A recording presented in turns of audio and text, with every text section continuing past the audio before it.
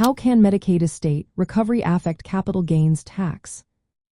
Have you ever wondered how Medicaid estate recovery might impact the capital gains tax when selling a home?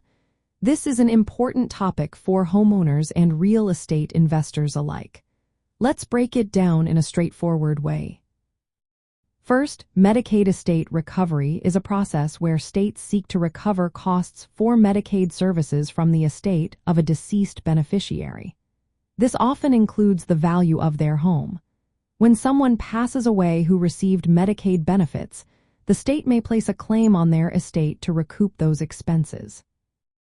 Now, capital gains tax comes into play when a property is sold for more than its purchase price.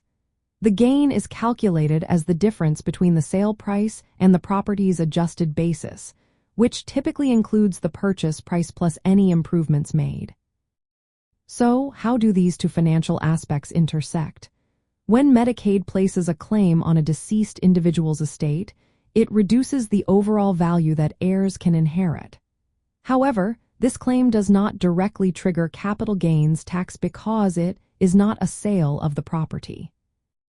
If heirs inherit the property, they benefit from what is known as a step-up in basis. This means the property's basis is adjusted to its fair market value at the time of the original owner's death. This adjustment can significantly lower the capital gains tax when the heirs eventually sell the property. However, if the property is sold before the estate recovery claim is resolved, the sale could trigger capital gains tax based on any appreciation from the stepped-up basis. This is something heirs need to keep in mind when deciding when to sell. Additionally, Medicaid estate recovery may influence the timing and strategy of the sale.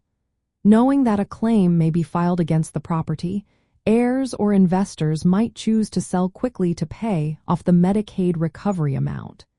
This could lead to capital gains tax if the sale price exceeds the stepped-up basis. In some cases, states may place liens on a Medicaid recipient's property during their lifetime if they are in a facility and not expected to return home. These liens must be cleared when selling the property, which can complicate transactions. While this does not create capital gains tax, it can affect the net proceeds from the sale. For homeowners planning for retirement or real estate investors, understanding Medicaid estate recovery is key.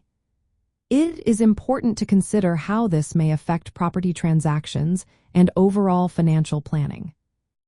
Planning strategies, such as setting up trusts or gifting property, can help protect the home from Medicaid recovery, but these options may have tax implications. Consulting with financial and legal advisors can help ensure that property transactions are optimized for tax efficiency while remaining compliant with Medicaid regulations. In summary, while Medicaid estate recovery can reduce the net value of inherited property, it does not directly cause capital gains tax.